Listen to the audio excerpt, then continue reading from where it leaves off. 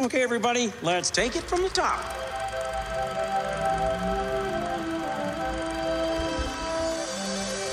To all who come to this happy place, welcome. Hi-ho, everybody. Welcome back to D Plus Us, the show about all things Disney. I'm one of your hosts, Griffin Tennell, Griffin D-Pad, and with me, as always, is the wonderful, the amazing Mr. Mitch George. How's it going today? We're halfway there, Griffin. I mean, a third if you look at the two potential ongoing SAG-AFTRA strikes, but we're halfway there. We're halfway there. At least when it comes to the context of this show. So far. That's right, folks. Before we even get into any of the shenanigans that we are going to get into today, because trust me, shenanigans are going to ensue. Also, just some mild historical learnings will be happening this week. Fair warning. Yeah. In advance. We're talking about P.T. Barnum. Which, in case you didn't know, by the way, just scum of the earth. Absolute horrible human being. We'll get into it. First, Griffin. Start the counter now of how many times I'm going to say that this episode. That's one. No, the big news, before we can't bury the lead, the WGA strike is over, mostly, for the most part. Well, the strike's not over, but they have agreed to... They've ratified, or they have agreed to the terms laid out. I think they've come to an agreement. It used to actually be written into a contract and then sent out to a vote. I think the contract's written. I'm not entirely sure. Don't trust us on news sources. We tell you this all the time. But the strike continues until everyone has officially signed the documentation and voted on things and whatnot. But it seems like the WGA is getting actually a fairly good deal out of this. They've gotten everything they've wanted. The WGA does have a link out there that has the list of the stuff that they got out of this. I will put it in the show notes. I'll be putting a few things in the show notes for this episode, and honestly, that might just be a thing I start doing from now on. Supplementary content. I mean, the other thing we could do is I do feel like this would be valid to have a conversation about once this and the potential SAG-AFTRA resolution come to pass, because it'll be interesting to talk about things like how they negotiated AI into these agreements. I will say, the fact that they're actually going to get paid for healthcare at certain thresholds reading now that we're much higher through than it, before. though, there's I would tell you about half of that is just indescribable if you're not already extremely familiar with the inner workings of the film industry. It is very, very dense when it comes to that kind of jargon, which is something I'm familiar with, but I know not everybody is. So yeah, we could do an episode just being like, hey, here's what XYZ means. Maybe something short. We're also talking about doing something short potentially to talk about Disney pulling a Netflix on us. Which we'll see what happens, because it's only happening to you right now. It is not happening to me. I know, but we should preemptively talk about it because I'm sad. Mitch, if we did every episode based off of when you were sad, we would do a lot of episodes about this, because it's consistently happening. You would be filming my entire life. Pretty much. We're talking about the Greatest Showman with my wife. Yeah. Let me hit you all with a rigmarole. First off, this is Disney Plus Us, or D Plus Us, not Disney Plus Us. That's not our name anymore. Thank you for tuning into our show. Hey, if you're listening to on a podcast services, thank you for listening. I have been putting up the episodes extremely late on the podcast services, and for that, I am very sorry. You see, I have this thing called a brain that doesn't always work. So I'll get better about that, Fair I enough. promise. Thank you for bearing with us on that front. But hey, the YouTube side's been good. YouTube side is where you can see these videos and see other videos like this. We have all of our old weekly episodes from when we were doing those. We will be doing those again once SAG-AFTRA is done striking. But we have plenty of stuff happening. Expect content on things we haven't been talking about at that point, but we wanted to do what we could to remain in solidarity with those striking for better working conditions in the film and entertainment industry. And that is why we say we're halfway there, because we're the SAG part, or sorry, WGA is done. SAG is not. I was going to say, there's no equal weighting. We don't know what the distribution is of Plus, we don't know what's happening with the WGA CGE. versus Plus, we don't know what's going to happen yet with the CGE, or not with the CGE. That's a work term. With the CGI teams that are now forming a union. So there's VFX. We are far from Marvel, yeah. We are far from being done with striking, just in general, and frankly, that is a good thing. Workers should be able to get their voices heard. It is a shame that they have to. But yeah, there's other stuff up on the content train that we are rolling. Our TikTok has some fun stuff up. We will have a new video essay coming out soon, all about these fantastic comic books sitting behind me. I have 3 more to read and record, read, review, and record. So out soon, hopefully. Yeah, plenty of stuff happening out there for us at the moment. Mitch, before we get into this, just how you doing? How's life? You don't want to know. Before we started recording, I was trying to get this movie watched so we could have a conversation about it. I watched the last 45 minutes with my head in my forehead in my hands on my desk and was on the verge of screaming. So, as well as you'd expect. Yeah, work. Life. This world currently trying to end us. No, yeah. This is our fun time. We're here to hang out and talk about The Greatest Showman. What Hugh a mixed Jackman's bag of a third best movie. What a mixed bag of a movie. For me, it's his third best movie, but mostly because I love the music and the choreo. For who? Sorry? Hugh Jackman. Hugh Jackman. This is my third favorite Hugh Jackman movie. Can you guess the other 2? Logan. That is number 2. Griffin can't think of other Hugh Jackman movies at the moment besides Wolverine. Les Mis? I've actually never seen Les Mis. You're going to tell me it's something like fucking Van Helsing, aren't you? He was in Van Helsing. Oh, yeah, he was. No, it is not Van Helsing. It is Christopher Nolan's The Prestige. Okay. That is my favorite. It's my favorite Nolan film, which makes it my favorite Hugh Jackman film. Might I recommend Rise of the Guardians? The Owls of Ga'Hoole? Again, I try to bring up the Rise of the Guardians whenever I can. It's a great movie. It is a fantastic movie. No, I have a special. Plus, we should talk about Les Mis. I feel like that was a 20th century film. Yeah, I don't know. I'm gonna go see that like on stage here in 2 months. Technically. Okay, I don't think it is. Here's the thing about this movie. We're not even gonna start with the movie. We're gonna talk about Hugh Jackman. Just getting to flex his voice in this movie. I have a personal vendetta though against Hugh Jackman in musicals at the moment, Mitch. It is for Is it just because he's too talented for his own good? No, it's because of his most recent musical, The Music Man. Because I know. The Music Man forced Beetlejuice out of a theater. They didn't actually. The theater basically told Beetlejuice to fuck off so that they could have the star power of Hugh Jackman getting them ticket sales. But nonetheless, Les Mis was a Universal production. So we will not be talking about it on this show. We will not. Go unless we want to do another not D plus us episode, which we've done in the past. Hey, we talked about just doing that all through the strike as a funny thing, but yeah, but then we would be talking about other people's movies. Yeah, also, which just kind of circles back to the same problem. Exactly. But yeah, no. Jokes aside, God, this Batman can sing. God, Hugh Jackman is just so incredibly talented. It's not fair how talented this man is, and how good looking this man is, frankly. Fuck yeah. Hugh Jackman is one of those people that's like, yeah, it's not fair that you exist, but like, I love you anyways. See, we know we're getting Deadpool 3 with Hugh Jackman's Wolverine and Ryan Reynolds' Deadpool in the same film. And there's a reason why one of them has to wear a mask the majority of the film. It's because having both of those faces on screen at the same time would just kill people.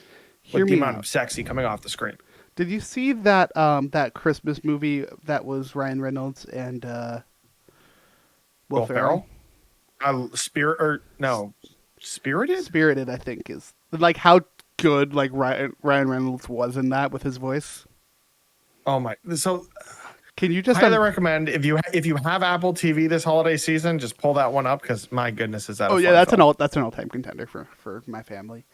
Can you just imagine though if we got like a musical scene between Hugh Jackman and Ryan Reynolds as Deadpool and Wolverine? I don't think it's going to happen, but it would be amazing. They end up in a musical universe. Why not? Just do it. We can make this better, Mitch. We can make this better. They end up on Rogers. They end up on Rogers the musical, accidentally. Or they end up in the Spider-Ham universe and be animated, because that would be fun. That would be funny. But I'm not even thinking of like Rogers the musical within the confines of the MCU. I'm thinking of Rogers the musical at the Hyperion Theater in Disneyland. They just show up on stage and are like, well, let's just start singing and dancing, I guess. It'd be funny. Anyways, Greatest Showman. You can tell I'm not excited to talk about this movie, Mitch. We'll get there. There are a lot of things to enjoy about this film. There's a lot to if you that. can suspend disbelief and also understand that P.T. Barnum was a piece of shit. Yeah, normally I go to you again, Scum of the Earth. Normally I go to you for what your impressions are first, but I want to start on this one because, Do it up. like I said, this movie is such a mixed bag for me. We've talked about a lot of musicals recently on the show. Our last episode was on Newsies. Can you tell we have an aesthetic? And one of the things one of my major critiques about musicals and movies have always been that they are just trying to take the musicals stylings of Broadway and put them on film. And they're not doing anything in films that they can do to really elevate the musicals. And I think one of the best examples of actually elevating a musical for the silver screen is La La Land, which is the same musical writing by Ben Pasek and Dustin Paul as this movie, which we'll talk about then because those two just fucking kill it every single time. Yep. This is another one where it does a very, very, very good job of elevating it as a movie musical. The music is on point. The choreography is on point. The editing is on point. The way they're using camera ops for this is on point. The way it will bounce back and forth. VFX is great apart from like the elephants. The elephants. One of the best VFX shots for me is how they use some of their backgrounds to make them look like stages, but use it in a movie way. Sorry, I got to bring up the soundtrack because it's probably how we're going to talk about this production is just in terms of the musical numbers. When we have This Is Me, and there's this one slow-mo moment where everyone goes up in the air, and that it everything like the music just mellows back down to what it was at the opening of that song. You get that slow-mo moment. Everyone else is slow-mo except the focal point, the bearded lady. Fuck, I've got chills right now. Or dude, like the other so side. many really great shots. Like Yeah. I think a lot of people's favorite song in this is The Other Side, the Hugh That's Jackman and Zac Efron point. And there's this great moment that I realized watching this time of like the bartender is essentially conducting the entire scene. Yeah, and they do a very integral good to the job entire of thing. like he is constantly in the center of the camera shot. It's constantly him in the middle, and they do a great job of that. And here's the thing: all of that said, the acting in this is fantastic. Mostly, there's some bits weird and pieces. interactions between Barnum, Jenny Lind, and Charity. For me, at least, I don't know what it was. It was just kind of off. Despite all of that fantastic praise I can give this movie, right? Part of me will always hate this movie because I cannot suspend that disbelief knowing how much of a piece of shit P.T. Barnum was. Because P.T. Barnum was famously horrible. Famously one absolute piece of shit. Mm-hmm. And the stuff he did... Hey, I didn't call him Scum of the Earth this time. It's the same goddamn thing. Fair enough. Despite, like, this movie doesn't... It does not always make him out to be a hero, but it does very, very much still glorify P.T. Barnum as this amazing swindler and businessman and this family man who cared about his family and he cared about his workers. He didn't give a shit about his workers. He was a con man, and that comes across in the film, but not to the same extent that it did IRL. Mm-hmm. The thing about this movie is the way I can describe it the most is that he in this movie they very much make it of like, oh, he is presenting these quote unquote freaks, but does not believe them to be freaks. And that is not who P.T. Barnum was. He was presenting these freaks because it was an easy buck to make, and he fully believed they were. He was a just absolute shitbag. Like his first, we'll get into more of the actual historical, like who he is. I don't want to do it right off the bat for some of the folks that might want a content warning alongside those things. We'll give you some stuff to talk about. We'll talk about before we really get into how shitty he was. So it's really this weird one. I was like, I love so much about this movie. I love the music. I love the editing, but I cannot get past that. So for me, like I said, this is one of my favorite musicals, I would say. As a film, while I have some of those same reservations, maybe not to the same extent, for me personally, just due to the fact that I think a lot of the messages in the film It is a loosely based on historical facts film, and I use loosely in the broadest sense because it is very much not, other than the fact that it uses the name Barnum. I mean, your two of your main Um, characters never existed.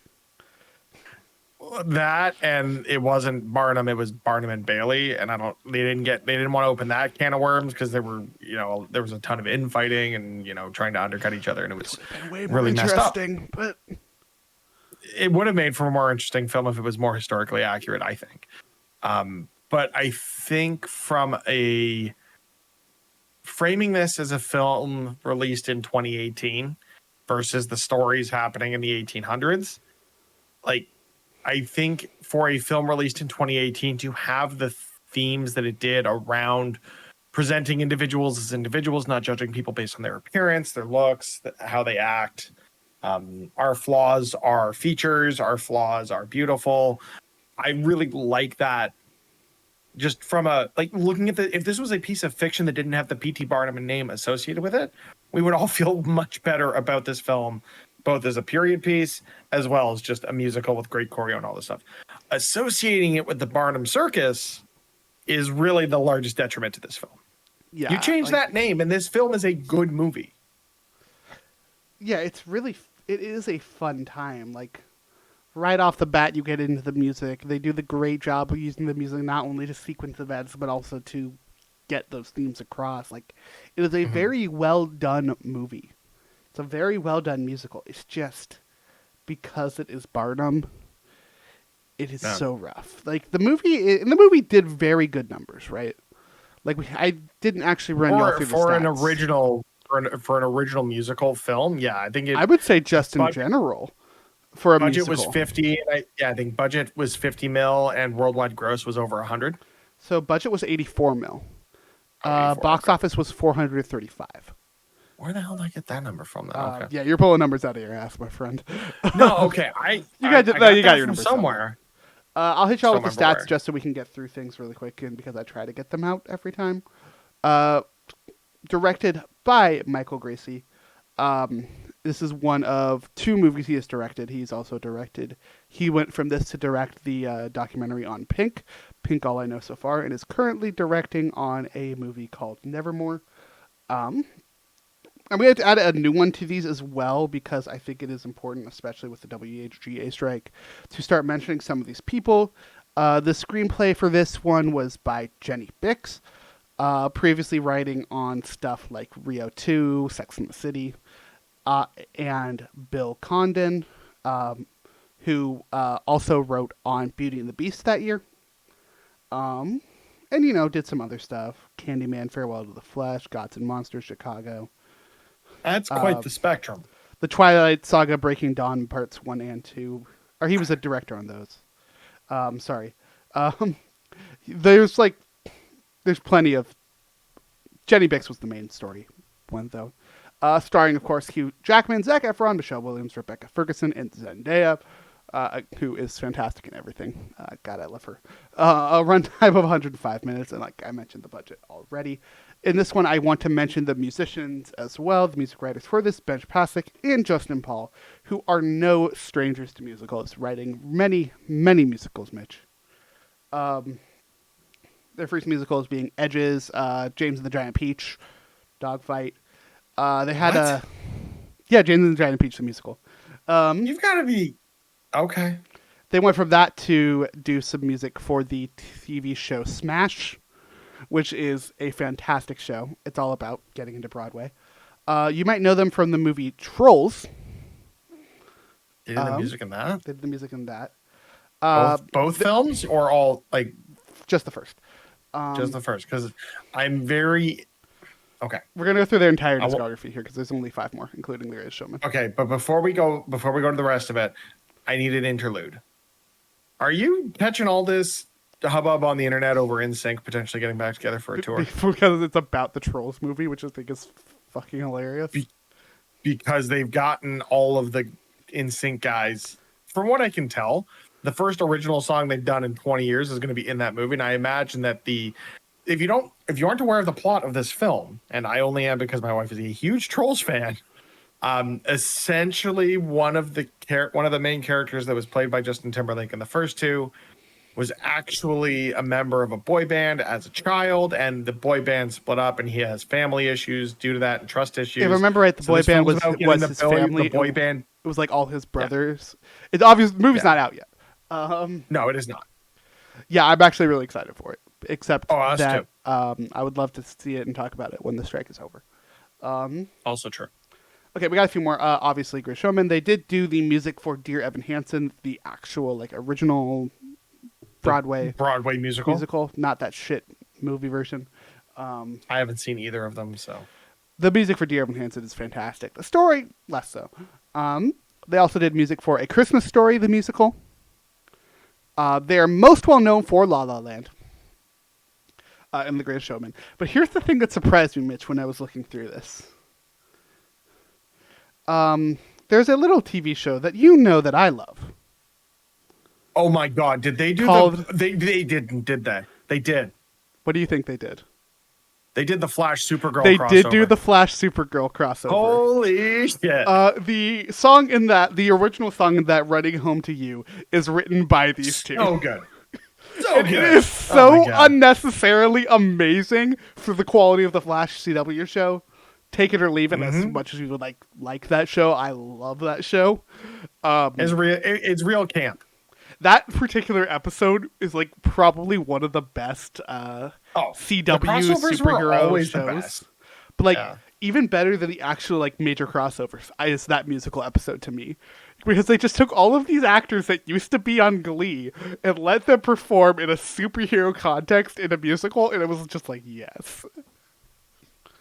I mean, you cast all these actors that you know can sing. It's going to happen at some point or another. The campiness of both of those shows, frankly, lent itself to having something to do with singing at some point. And the Flash's rogues gallery is so varied that it totally made sense within the context of that universe. So, and we can even bring it full circle. One of the actors in that who plays Win in Supergirl is Jeremy Jordan, who is a massive actor on Broadway, who was best known for playing Jack Kelly in Newsies. That's right, Mitch. Everything comes full circle. I gotta watch that thing still. I had meant to, and then just didn't. No, for real. Benj Pasek and Justin Paul are fantastic. They recently did Lyle Lyle Crocodile. Apparently they're working on the new Snow White movie, so we'll be talking about them again at some point. When we can. They're great. Fantastic. This movie was distributed by 20th Century Fox.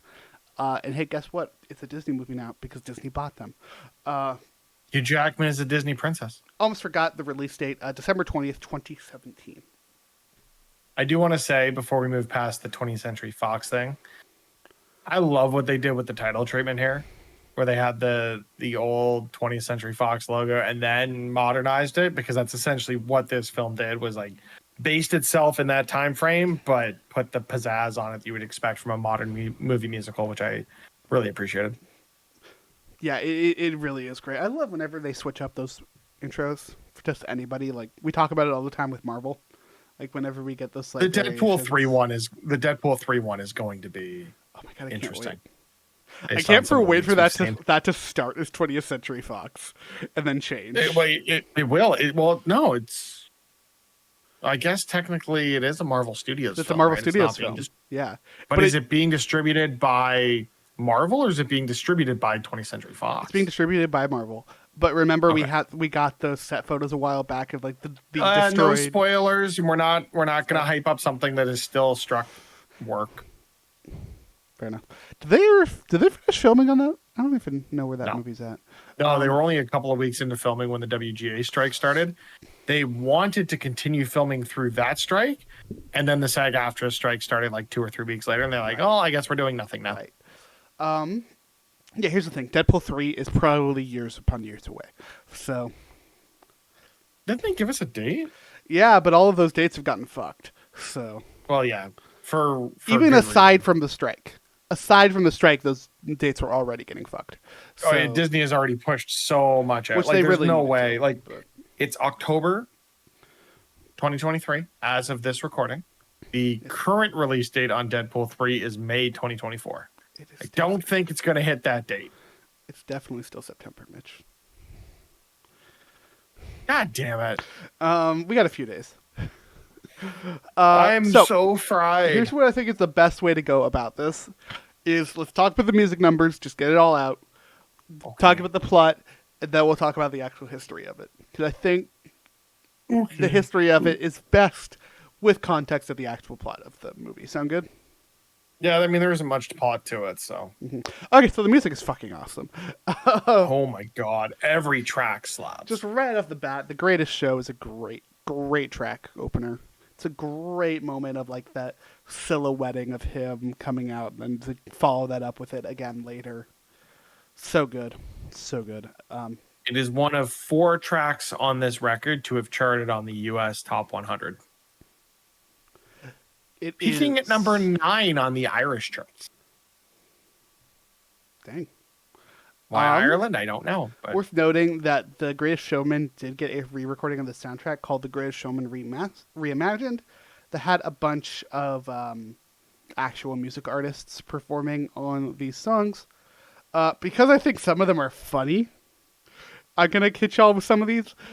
This one was sung by Panic at the Disco. I was going to say, this was a great album just because you've got Panic, you've got Pink, you got Kelly Clarkson. This was also done. It was done by 2. It was them and Pentatonics. Pentatonics also had one on here. It is a weird album. The cover From Now On by the Zac Brown Band is like everyone needs to go listen to that. It is absolutely phenomenal. Yeah, that might actually be great. Except that re-released album butchered my favorite song. Fair enough. We'll get there. We will get there. Because that's another one that's still hilarious to me. Next up, we have A Million Dreams and the reprise of it. This might be my favorite song in this. I love the hopefulness of A Million Dreams. And that kid is freaking talented. Very cute. And then just the way it transitions them. I had forgotten that there was a montage in this song. Well, this is the one that transitions from him being a kid to an adult, right? Yeah. And this him convincing the dude to let him marry his wife and yada, yada, yada. Wasn't even convincing. It's like, she's leaving with me. Eat it. And he's like, nah, she be back. And guess what? She be back. Yeah, he was a dick, but he was right. After A Million Dreams and the reprise of it, the reprise is a very sweet moment as well, with him singing it to his kids, his kids singing it, and then him singing it with his kids. After that, we have Come Alive, which is the beginning of the circus, right? It's their first performance, and it's another great music number, like, hype up the troops kind of style stuff. Like, I don't think it's a particularly special one. I think we've seen that kind of style of song in just about every musical. We literally saw this in the news episode with Seize the Day, which is a much better song than this, frankly. Yeah. Seize the Day is a top tier of all time for me. Musical song. See, you say Seize the Day, my brain immediately, like, I have honestly forgotten Newsies because that was like 2 mental breakdowns ago. And you say Seize the Day, and I just think of the Avenged Sevenfold song. Fair enough. After Come Alive, we've got... Oh, I almost forgot. I got to hit you with some of the fun things. A Billion Dreams was then sung by Pink. Yeah, which was awesome. Which was fantastic. It was so good. Reprise was sung by Willis H. Hart. Also good. Come Alive was sung by Years and Years and Jess Glynn. Now we get to the other side, which, like I said, is easily the best edited song in this entire damn movie. I think it's the thing for me with Come Alive The Other Side and From Now On are my 2 favorite songs in the movie, mostly due to the choreo and the environment, like the environmental effects. I think that's like they really play with the space that they're in, or maybe I just like bars. I don't know, but like maybe I just like bars. That could also be very valid, and I should probably see somebody about that. No, I think as a kid, I loved Stomp. And I think that probably lends itself to why I like those songs so much, because I love the idea of using your environment to make music. Yeah, I think the other side, the way that it's shot and the choreography with it adds a lot of energy that the other songs don't have. Like the other Yeah. side alone, just listening to the music is a very energetic song, which I love. But the way they use the actual moviness of it, I think just increases it tenfold. Yeah. And for me, From Now On is the only one that gets close to that with from a like an ensemble, like the spectacle of it, I think, in that moment in how they're using both the film, like you can't make these numbers work outside of a movie musical, which I think is what makes them so special. Of you you can't replicate that. Like that needs to be like timing needs to be perfect, the editing needs to be on point, and it's so well framed within the bar. It's oh man, it's so good. See, I would tell you that I think this entire musical could be replicated on stage. And I think 90% of this could be done better on stage. I think it would be a very different style, though. Yeah. I don't think you're not getting overhead sweeping shots on stage, right? Like you're not getting drone shots on a stage. No. Let's talk about the reimagined version of this real quick, because God, it's still funny to me. Max and Ty Dolla Sign did this song. They definitely did. It exists. It's not particularly good. Enough of that. Next up, we've got Never Enough, which is our inevitable musical show-stopping ballad. As it should be. But it's great. I think it's a great use of Jenny Lind in general. Of course, Jenny Lind has to be in the story of P.T. Barnum. But yeah, it's a great song that Lauren Allred just nails. I will say that like her like that being dubbed over, like Rebecca Ferguson can sing. Like she studied music and she can perform. And I understand since Jenny Lind was meant to be, the greatest singer in the world, that you have to replicate some of that feel in the film. It's totally understandable. Although Rebecca Ferguson insisted that she perform it while they were a lot of time, like most film productions, sorry to break the fourth wall here for anyone who thinks people are singing these things live in the film, but they're not, because that would be crazy. They go to a recording studio and they record these things and they have sessions and they get it perfect. And then they just dub over it in the film. But a lot of performers will insist on singing on set and then just having it dubbed over later, because you have the right, like you want to look like you're singing. And if you're just lip syncing, as we noticed, or if you think back to Ashley Simpson SNL, it can be very obvious to a lot of people. So most actors choose to still perform, even though they're not going to use the recording performance as what goes into the film. Funnily like good enough, on her, even though yeah, sorry, go ahead. Funnily enough, the other major movie musical that did this style of them actually singing during the take also features Hugh Jackman in its Les Mis. They used the stage, like the film recordings for that movie. Yeah, they redo the actual backing tracks. Oh wow! But yeah, one of the big marketing pushes behind it was seeing the piano on set. Was basically behind the camera at all times. There was a piano with them, and they would actually play it there, and sing it, which is impressive. Especially with that movie, holy shit. Mm-hmm. Just in general, Les Mis. I should probably watch it. Yeah, probably. It's only a massively important musical that is not at all relevant to current day times. No. It's extremely relevant to current day times. I mean, we know how much you love when we talk about musicals, so I should probably watch that at some point. Also, how much I love the French Revolution. Vive la Resistance and all that the French jazz. Revolution gave us the consistent use of a fantastic invention. After Never Enough, we have the best known song of this musical, This Is Me. Oh, I almost forgot the reimagined. The other side, Never Enough is one of those ones where it's like, oh, let's match this perfectly with an artist, and they gave it to Kelly Clarkson. Yeah. It's like, yep. Like, you want to no go notes. hard? We'll go hard. Yeah. Yeah. Now This Is Me.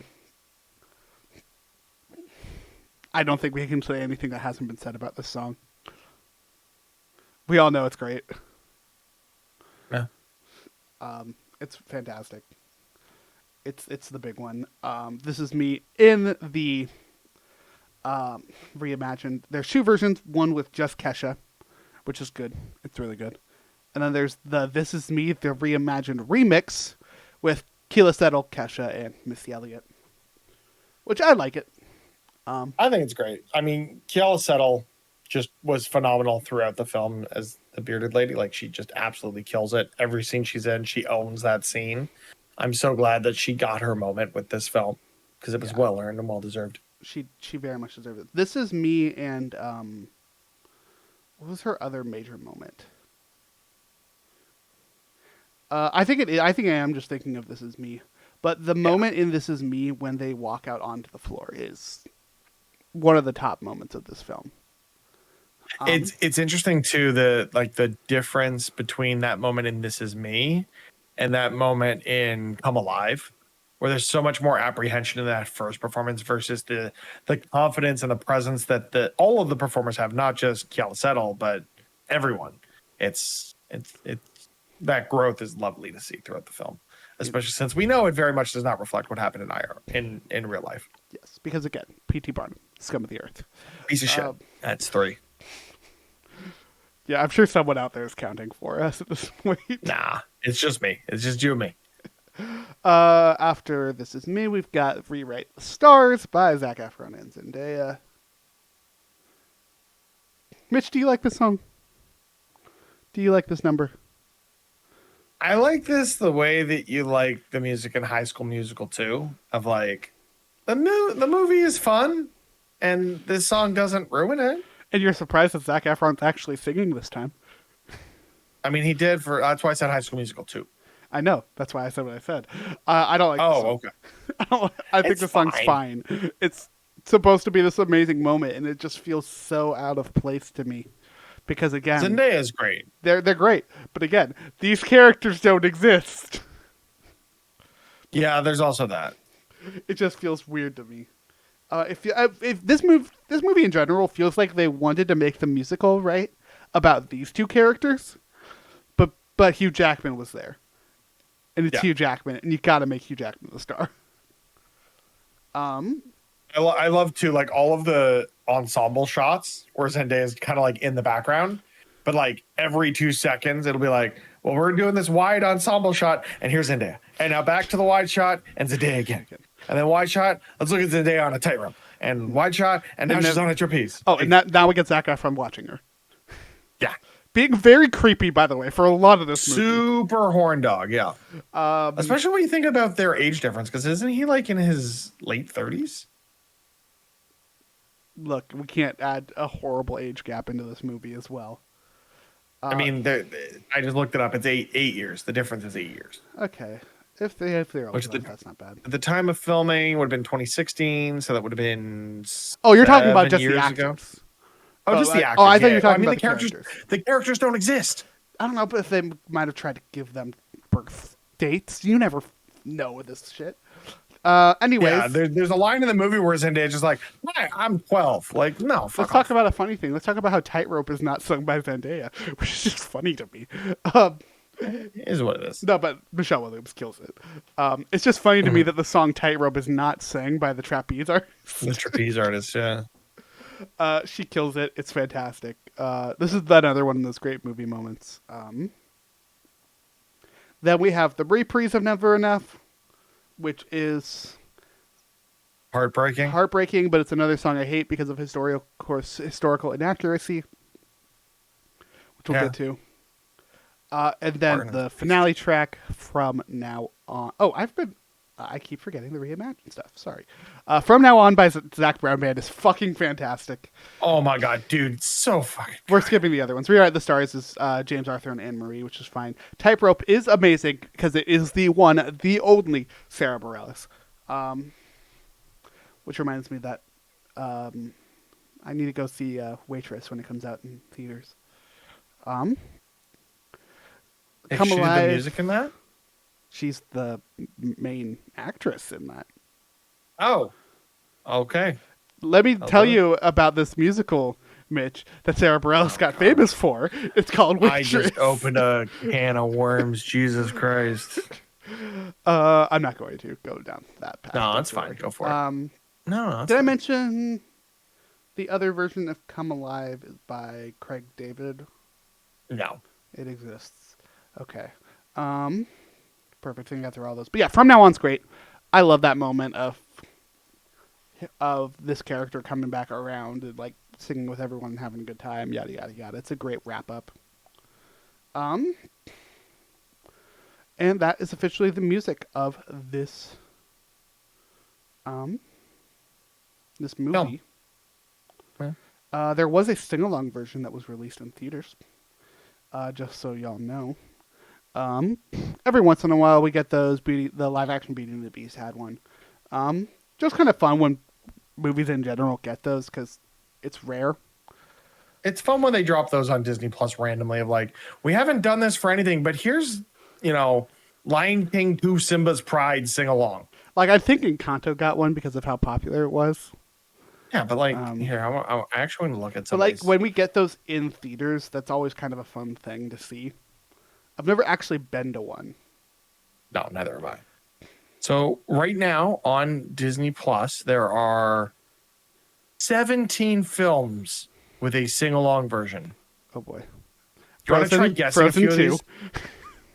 Well, yeah, that was easy. Let's go with the easy ones. Encanto. You already said Encanto. I gave you Lion King 2 King. Simba's Pride, which would have been the tough one. Lion King 1.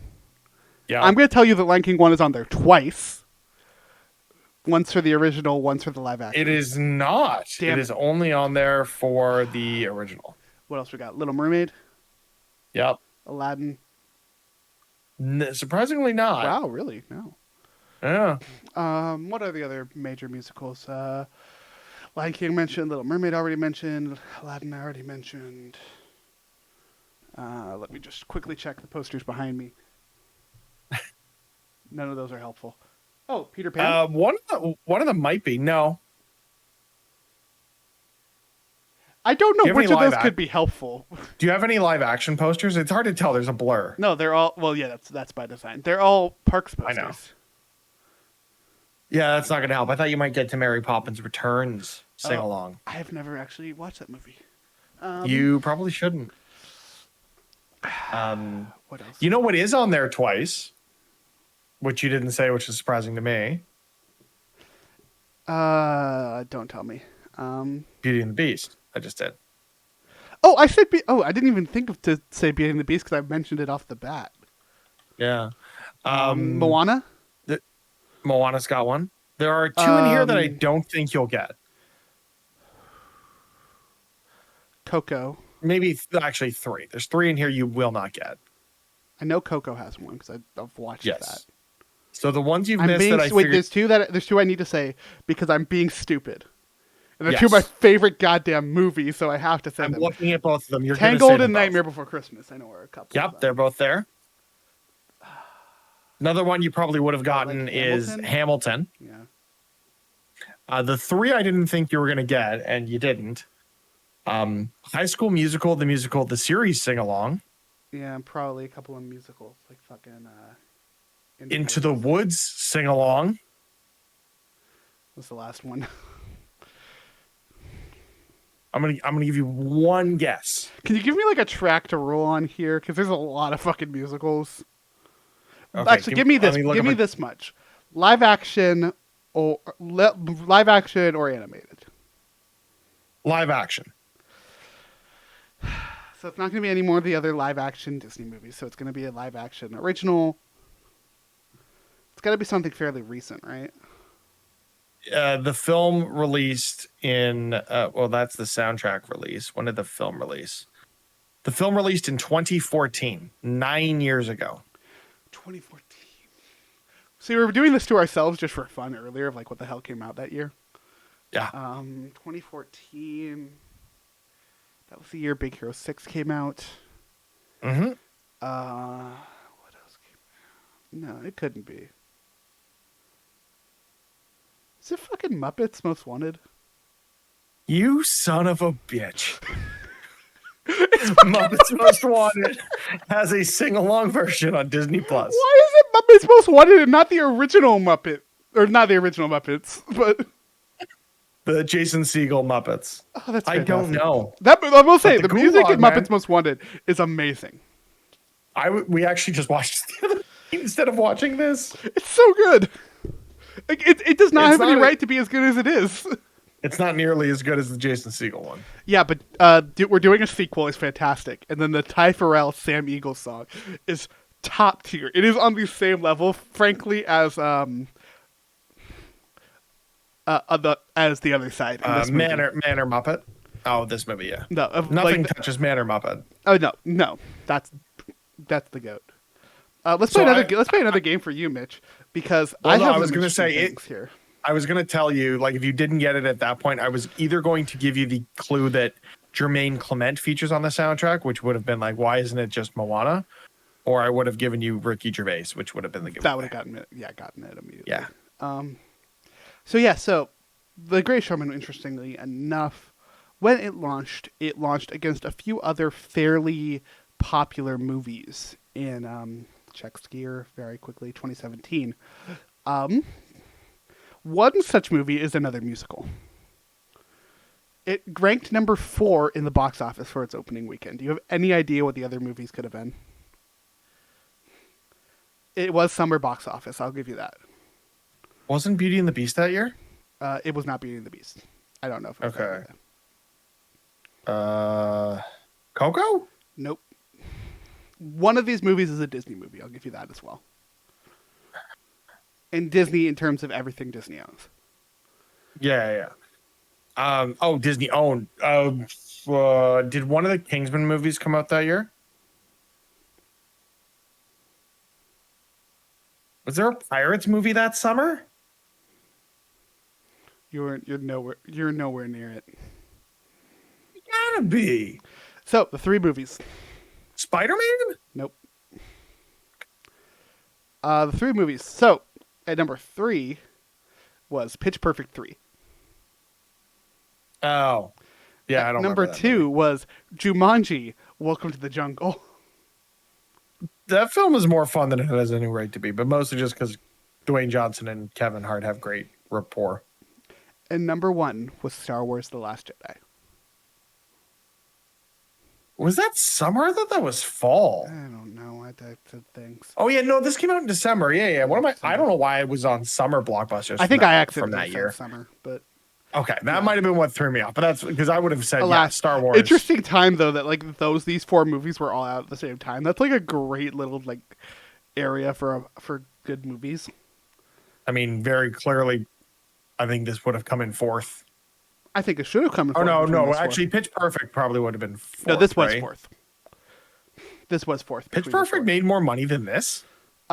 Overall, I have no idea, but on its opening weekend, it finished 4th behind those 3 movies that were all already out. That kind of sucks. It did the same its second weekend. It did increase in sales though. Its third weekend, Yeah, because Star Wars was the highest grossing film that year, I believe. It was either that or Beauty and the Beast. I mean, I can look up here. Let's see. Highest grossing films in 2017. You know what else came out in 2017? What came out? I don't know what else came out in 2017 that everyone forgot about. Remember when the Dark Universe was going to be a thing? Oh shoot! And they released that Tom Cruise Mummy, The Mummy. Good times. So it looks like Greatest Showman was 21st overall in 2017. Okay. I'm not. Where is? I'm not seeing Pitch Star Perfect. Wars was Star Wars number one or Beauty and the Beast? It was Star Wars, right? Oh, It's there it usually is. Star Wars. Pitch Perfect wasn't until number 50. Ooh, yeah. Yeah, Like Star Wars was number I, 1. yeah. Beauty and the Beast number 3. Was number 2. Number 3 was The Fate of the Furious. I mean, I get it. Um, That was the year of Dwayne Johnson because he Number had 4, that and he had Despicable Me. Jumanji. Number 5. Oh, you know what? I wonder if we make a little adjustment here. Okay, no, never mind. I was curious if we looked at just domestic box office, if Pitch Perfect 3 would be much higher.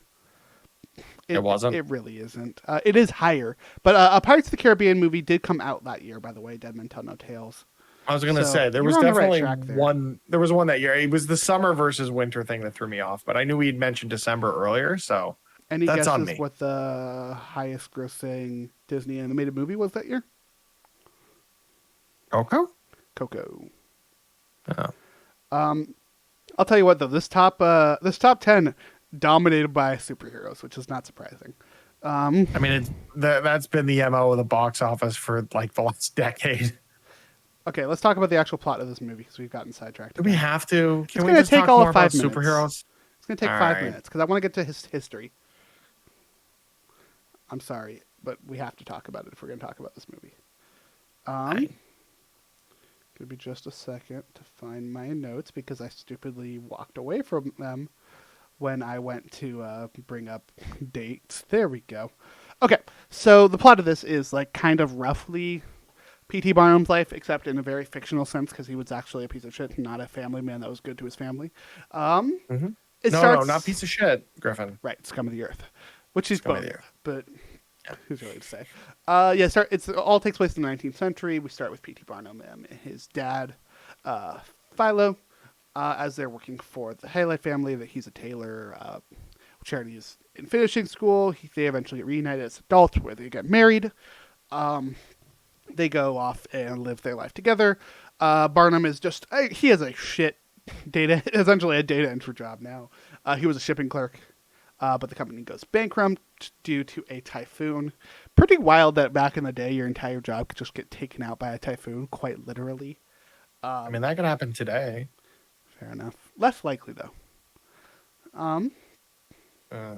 But yeah, a typhoon sank all the firm's cargo vessels. He steals the deeds to all the ships and uses them to secure a bank loan, in which, using so, he opens up Barnum's American Museum in downtown Manhattan, which is a wax figure museum. But ticket sales are absolute garbage. The funny bit that they have here is that 3 tickets were bought, and they were bought by his wife and his 2 daughters. Yeah,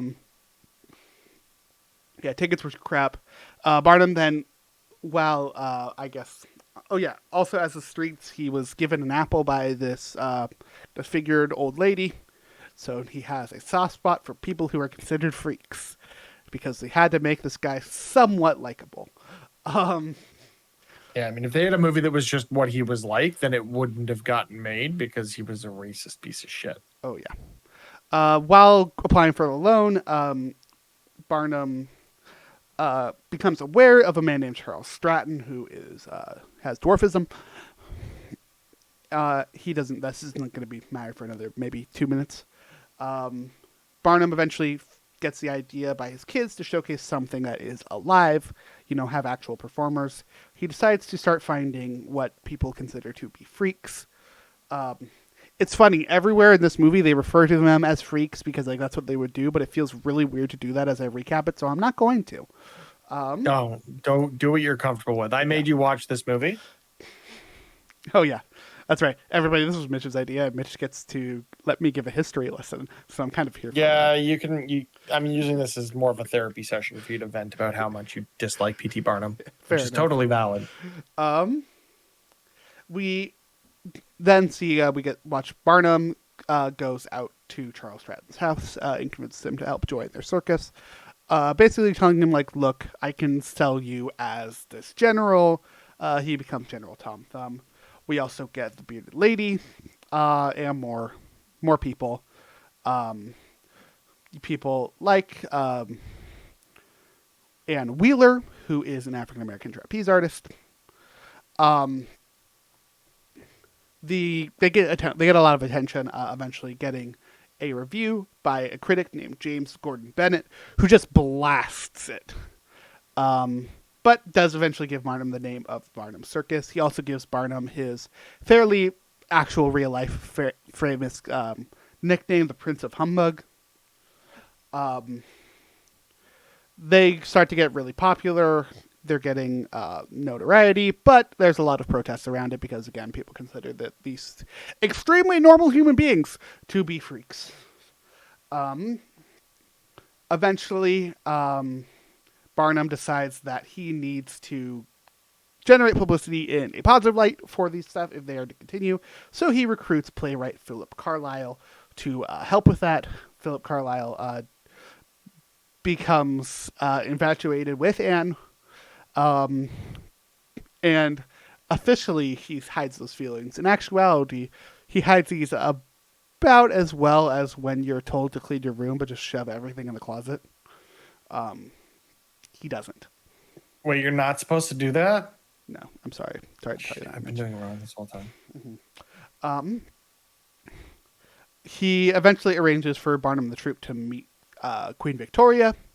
While out there, Barnum meets Jenny Lind, who is a famous Swedish singer, actual real-life human being this time, convincing her to tour America with him as her manager. And guess what? It goes swimmingly. They absolutely kill it. People start to take him seriously. And in this moment of them starting to take him seriously, he starts to ignore his circus performers. Notably, when this happens, the circus performers are looking for this seat, and he's shocked that they're even there. He had totally forgotten about them. He didn't care about them. And they're forced to sit in standing room only because they can't sit in his box because his box is too public. They all leave. That's when we get the This Is Me song. After the show, they're all there. I believe this is when he's introducing Jenny Lind to folks and uses his success to rub it into the parents of his wife. Some point during her song is also when Philip and Anne initially run into Philip's parents.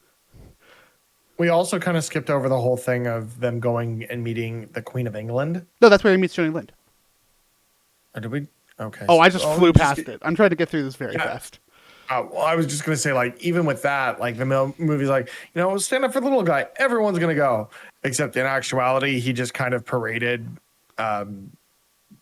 Charles Stratton through Europe to try to get people to invest in his show, which is where he ended up, becoming aware of Jenny Lind. Like, it was not good.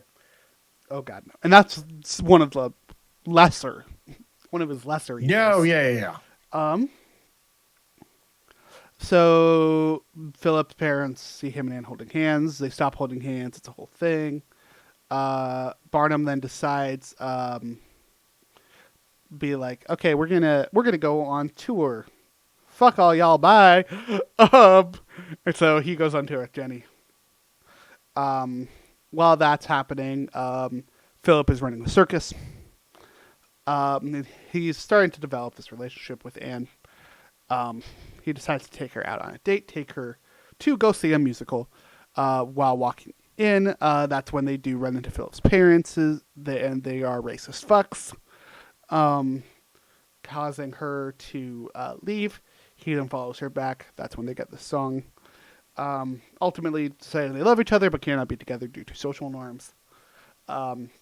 Shockingly, this is one of the better handled points of the show. Of the movie. Anyways, Barnum on tour with Lind. We kind of have this whole subplot here of like Lind developing feelings for Barnum that are not reciprocated. Not what actually happened. We'll get to that later. But she decides to stop the show because Barnum will not reciprocate. Again, not what actually happened. Nope. So he goes back. When he goes back, that is when the circus performers have decided to take a stand against the quote-unquote protesters, the harassers. they're being totally terrible to them and end up lighting the circus building on fire. So Barnum comes back, tries to go, sees all that happening, eventually gets everyone out and saves them. After Philip goes in and saves Anne, gets stuck in there, and Barnum goes in and saves Philip. Because Anne wasn't actually in there. Right. She runs out the side or something, yeah. Yeah. Barnum then makes things up to his wife and kids, who have been forced to move back in with his wife's parents because Barnum had put up their fancy schmancy house, which was the same house that showed at the beginning of the movie because, callbacks. Put that up as collateral for the tour, yeah. Which he wasn't able to make back because of the tour being canceled. So he's lost his house, he's lost his money, he's lost his businesses, he's lost pretty much everything. So he does what any man will do, go to the bar and drink. After getting his wife and kids back on his side, of course. So he goes to the bar, drinks, wallows in self-pity for a little bit until the circus performers come back. And they're like, hey, stop wallowing in self-pity. And it worked, and then they sing, and everyone's happy, and the world goes on, yada, yada, yada. They do have a moment of where they're like, okay, well, we need to recoup somehow. And he's like, oh, yeah, Philip owns half of the circus and has been actually smart with his money. I thought it was 10%. It was 10%, yes. But he was taking his money weekly. They end up agreeing to share the profits going forward, 50-50. Seems like kind of a bad deal because he also just dips at that point, right? I think who cares? They're not. This is far from reality at this point. Understandable, yeah. So, yeah, they share the 50-50. They have a whole moment of here, well, we need a new building. It's like, why should we need a new building? Land is cheap as hell down at the docks. All we need is a giant tent. Smash cut to the famous-ass red and white striped circus tent. Yep. We get the whole moment of them performing there. It's a huge success, and Barnum passes off his place as the ringmaster over to Philip so he can spend more time with his family. He goes off to his family to attend his kids' ballet recital. That's right, one of the kids was learning ballet. It's apparently an important plot point in this movie. It's not. When they get the house, he gives her ballet slippers, and I guess ballet is kind of a sign It does of have one of the status and funniest stuff. moments, though, in this entire movie of seeing the one daughter doing ballet, and then the other daughter is playing a tree, and it's the only actor on stage who isn't doing ballet. She's just a tree. She's just a tree. She could have started. She could have taken the ballet too. She's like, nah, foliage, bruh. I'm gonna be a tree. It's funny, but he shows up on a horribly CGI'd elephant. Hugs them. Thankfully, they were CGI because I feel like Hugh Jackman, when he was originally pitching this film, was probably like, why can't we just use real elephants? Well, if I remember right, when like, this film was being made, it was roughly around that time that the circus was getting protested for still using live animals, right? Live elephants, yeah. Oh, yeah. They stopped using live animals, I think, in 2019 and shut down in 2020. And now they're talking about a reboot. Hopefully or without something. I think without the animals, though. Without the animals, yeah, just performers. But even then, it's like, bruh, it's 2023. Oh, did I tell you when I was in Florida that I saw my first Cirque du Soleil show? You mentioned. How that was shit it? slaps. Oh my god, that shit was good. Well, because it was like a Cirque du Soleil cross Disney show, so we're using all the Disney music and shit. It was great. One of Highly my recommend. first ever Cirque du Soleil show was Beatles Love. We really wanted to see that when we really wanted to see that when we were in Vegas, but the dates and times just didn't line up with our trip, unfortunately. Because the Beatles Love also has like some of the best versions of those old Beatles songs.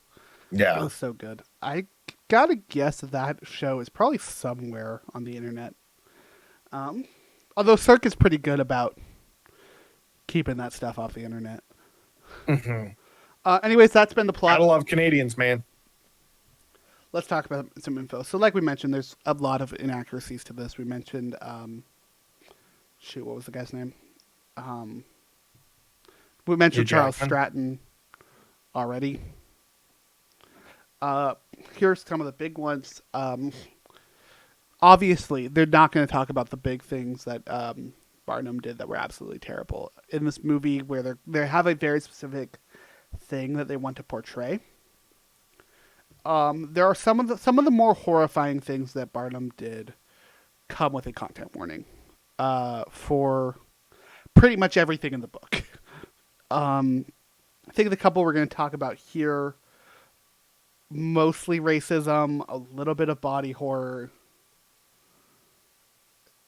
I think that about covers it for now, for this, yeah.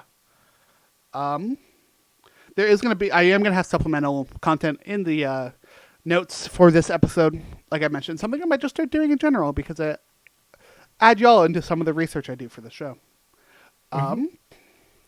For this one, I think it's important to mention his first foray into scamming in a theatrical sense, where he exhibited an African-American slave woman named Joyce Heth, claiming that she was 161 years old when she was actually in her 70s. I think he was claiming that she had helped raise George Washington. That was either the story he was spinning or the story of the person that it's such a murky area. It's like, it wasn't a slavery situation. He had leased her. Yeah, he had which, leased. He had bought the when you right talk about to leasing buy a her. human, yeah, when you talk about leasing a human being the way you talk about leasing a car, whatever you're talking about, fucked up. Oh yeah. Yeah, it's real bad. And then when she eventually did die, Barnum arranged in 1836. Barnum arranged for a public autopsy that he charged admission to. This incident was actually referenced in Medical Apartheid: The Dark History of Medical Experimentation on Black Americans from Colonial Times to the Present, as a prime example of how African Americans were treated as subhuman, especially in medical procedures and testing. It's just, when you think it gets bad with him, it gets worse. The other hoax I want to mention here, where is it? I had a article from the Smithsonian. While you look for that, I'll say, like, the other thing with the Jenny Lind situation wasn't that, sparks were flying and there wasn't reciprocated feelings, whatever the case might be. It was just that Barnum was so heavily advertising his appearance at her shows that she just kind of got fed up and was like, nah, peace, bruh. Yeah, it was literally just he only gave a shit about the money and not her. He only gave a shit about himself. He was only about promoting himself. He didn't care that Jenny Lind was the product. He was the product because it was Barnum presents Jenny Lind. It wasn't Jenny Lind. So she had an out clause in her contract, and she, used the right to exit the agreement that they had. Still continued to tour the U.S. just with her own production company, not with Barnum. Yeah, Jenny Lind, and for what it's worth, Jenny Lind and her actual good deeds are all accurate. She did donate a lot of her, or half of her earnings, to her hometown, in particular. Worth mentioning. The other example I wanted to give, though, of the horrible, horrible hoodwinks of the scum of the earth piece of shit, P.T. Barnum, is some of the stuff he did within the actual museums himself that he ended up doing stuff for. We have the Fiji mermaid, which was a preserved monkey's head sewn to the preserved tail of a fish, which is just fucking gross. One of the worst things he did, though, was a creature that he just determined, what is it? This was one of his more popular attractions, as he referred to it as, which was a man billed as, quote, a creature found in the wilds of Africa, supposed to be a mixture of the wild native African and the orangutan. Yeah, end quote. In actuality, this was just a black man named William Henry Johnson. That is one of the one of the lesser evils of P.T. Barnum. He did some really horrible shit. Yeah. Remember when I said I liked this movie? Now you're seeing why I'm conflicted. I think that sentiment is changing. Like, I really like the music, and I think that's probably where it's going to end for me after this conversation. Yeah. Then you mentioned the Jenny Lind stuff. All of that completely fictional. Interestingly enough, I think another important thing to mention with Jenny Lind is that aside from her singing voice, she was a very, very boring, normal person. Good for her. Like, Jenny Lind was actually kind of the homie. I was like, no, I'm doing my shit. Leave me alone. That's just Swedes in general, at least from my experience. Mm-hmm. I highly, highly recommend reading the Smithsonian article. It came out right just about after the movie, titled "P.T. Barnum Isn't the Hero the Greatest Showman Wants You to Think." I also recommend listening to the podcast Stuff You Should Know, which is entitled "P.T. Barnum More Complicated Than You've Heard." Like I mentioned, these will be in the show notes if you want more information about this man. I do think it's worth knowing, if for any other reason than it is somewhat interesting watching how this man has been spinned because as shit as he was fantastic at spinning himself, and I think a lot of views on him were through the way he'd spin, and we see this in some similar cases even today, of people able to spin themselves to sound like something that they're just not. The example I go to time and time again that I did before we even recorded today is Vince McMahon, who is also scum of the earth piece of shit. I don't know if that counts as six, but if we wanted to unpack, like, if you wanted to just do an episode where we go through Dark Side of the Ring, which is a great Vice Canada documentary series on some of the really fucked up stuff in professional wrestling, I'd be totally down, because like that shit is just wild, dude. I highly, highly recommend listening to Behind the Bastards episodes, yes, plural, on Vince McMahon. I think it's like 4 parts, and they're all 2 hours each. And they started at the dawn of wrestling to explain like just how much shit has happened. But yeah. People are bad people sometimes. Like, it is okay to just deem these people as bad people. He forced people on live television to kiss his bare ass.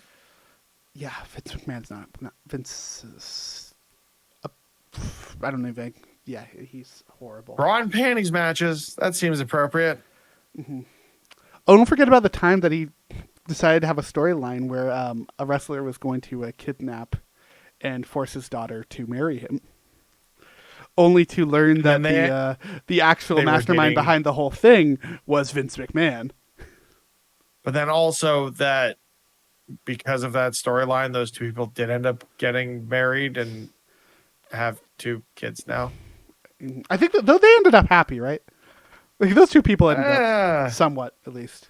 As much there were rumors they were separating, but there was also like the WWE is in a weird place right now. Like, they just finalized the merger with the UFC to form TKO. There's going to be a lot of staffing reductions. One, due to redundancies, if you bring 2 businesses together, and people are going to lose their jobs because you don't need 2 HR departments, you don't need 2 accounting departments. But even like on-screen talent, they've already cut a bunch. So yeah, that's a whole other can of worms to unpack at some point if you're a wrestling fan. Yeah. One more thing I want to bring up on actually somewhat a better point in this, of some of the people that Barnum would parade around, that the movie actually did a good job of bringing these people in, particularly the dog boy based on feeder Jeff Dechew. Then we had the Siamese twins that were actually in this, played by Daniel San and Yusaku Kamori. The actual people were Chang and Eng Bunker. Again, these were people that were just paraded around by him for money. They saw pretty much none of it, and what he did was incredibly fucked up. Yep. The other one I want to mention, though, particularly for his name just being fantastic, is George Costantinus, who is the tattooed man. Mostly his circus name is Captain Costantinus. Captain Costantinus. Which is just a fantastic name. This band's whole thing, though, was just that he had tattoos all over his body. And they had this whole thing of they claimed he had been kidnapped by, I think it was Mongols. It was a whole thing. There's, again, the stories that P.T. Barnum would come up with were something. So yeah, Greatest Showman, fun movie, extremely inaccurate. I'm just gonna go listen to the soundtrack and forget the movie exists. To be honest, Yeah, that's probably a good way to go about how the soundtrack is just banger after banger. it's fire. Mm-hmm. So that's gonna wrap up this episode of the of this week's. We're gonna talk about another interesting movie next time, Mitch. Do you remember what we're doing next time? Because I do. That's right, folks. We have plans now. We have a list even. You have plans. I forget we're doing this shit and watch the movie the day of. Mitch, this next one was your idea as well. And they all are some. Oh, Yeah, there it goes. I want to look at the list. Mitch found the Discord message. Mitch, what are we talking about next time? Oh man, the Jake Gyllenhaal classic, Prince of Persia. That's right, folks. We are talking about Prince of Persia, The Sand of Times. Just in time for a new Prince of Persia game to come out in a few months. So this is going to be an interesting episode from us. Maybe we'll record it and then just release it in January when the game comes out. Who knows at this point? Yeah, Maybe the next thing you'll hear will be us talking about, I don't know, Chicken Little. I'll tell you what, it's not going to be the episode. It's not going to be the episode we have planned for after Prince of Persia because I still got so much to watch. Me too, but also I feel like this period of time where there's this weird, we still want to talk and hang out and chat about stuff, all things Disney, whatever. But there is, there's the strike activities going on. Why don't we just pivot and talk only about bad movies and TV until it comes back? Like we could do that New Mutants episode. It's Halloween coming up. Mitch, we talked about Greatest Showman today, and we're talking about Prince of Persia next. We're kind of already doing that. Well, that's what I'm saying. We'll keep that going. We won't talk about the good stuff yet. We'll save that. We did a Haunted Mansion episode. Eddie Murphy's Haunted Mansion. Again, we can just keep that ball rolling. That's pretty much kind of the plan. Except there's a couple of gems in there. And we watched Newsies. Like, again, I enjoyed it. But yeah, come check out our episode about Prince of Persia: The Sands of Time coming soon. Of course, there's other episodes of the show you can watch. Like I just mentioned, there is an episode up about Haunted Mansion. We just did an episode on Newsies. There is an episode, I think it's 2 episodes back at this point, of Mitch's trip to Disney World where he ran into a friend of ours that we also had on the show. Aaron, you are the homie. We love you. And plenty more to come. Mitch, if people want to keep up with us, where can people find us? You can find us on YouTube and podcast services because we don't post on socials right now because we don't want to advertise because fuck Disney and everything that they do and all that. We still post on TikTok, but it's not related to any movies. I don't look at TikTok much, to be honest, especially because it likes to trigger my anxiety. Fair enough. Instagram does less of that in their reels, but also I'm getting served a whole bunch of just like, okay. Let's play a game. How many reels has Mitch sent me in the last week that is specifically about the bear in Magic Kingdom? At least 3. The other 7 are probably things about how work sucks, and I know. You sent me the one from the Duolingo owl, which is funny. The Duolingo one was really the best one you sent me was the one of the Tron ride, but the bear was on it. That was great. Yeah, it was good. Even got through the virtual queue, baby.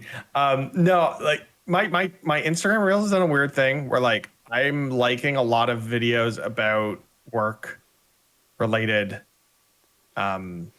struggles because I'm experiencing some of that right now. But for some reason now my feed is like half that, half videos in like Punjabi that I can't understand. I'm just like, I guess there's overlap there and that's why they're serving me this other stuff. But like, I don't know. I don't know what Instagram's algorithm is. So it's like TikTok's, only not as accurate because it doesn't immediately try to trigger my real estate based anxieties. Right. All right. But yeah, Instagram, TikTok, Twitter, all the places. places. We We're don't there. post all that much, but we'll post more once the strikes end and we can start talking about the new, like Ahsoka, like Loki, like Yeah, we will be talking about that stuff. We will have episodes up for the stuff Marvels. like the Marvels, the new Haunted Mansion movie that came out. We do want to talk about all of those, but we are waiting until the strike is over. Once the strike is over, we will do episodes on the stuff because that's the entire reason this show exists. So we'll be here for that. Y'all just gotta wait because people need to be able to have decent lives. People gotta get paid So remember, a folks, reasonable working wage. Support the strikes, or I guess strike singular at this point. But It will be plural as they've are assuming that negotiations don't go well because they very readily don't. But SAG is also planning on SAG-AFTRA is planning on striking the video games industry as well. I remember right. They'd authorized it. They haven't set up a plan yet. They've authorized it in case negotiations fall through. Right. Okay. I want to just make sure we have the exact information out there on that. And that's as of September 27th. We have no new information as of this point, or if there has been, we haven't been caught up on it because the glory we're of not recording something. labor rights folks. We're two folks that kind of just sit here and talk the shit about random stuff and are not authorities on anything. This is the interesting thing about trying to record an episode 6 days early is like, who's to say what's going to happen in those next 6 days? That's why I put the date in there and didn't Alas, say October I did earlier. We will be back with the next episode soon. We'll stick around until then, but until then, folks, have a magical day.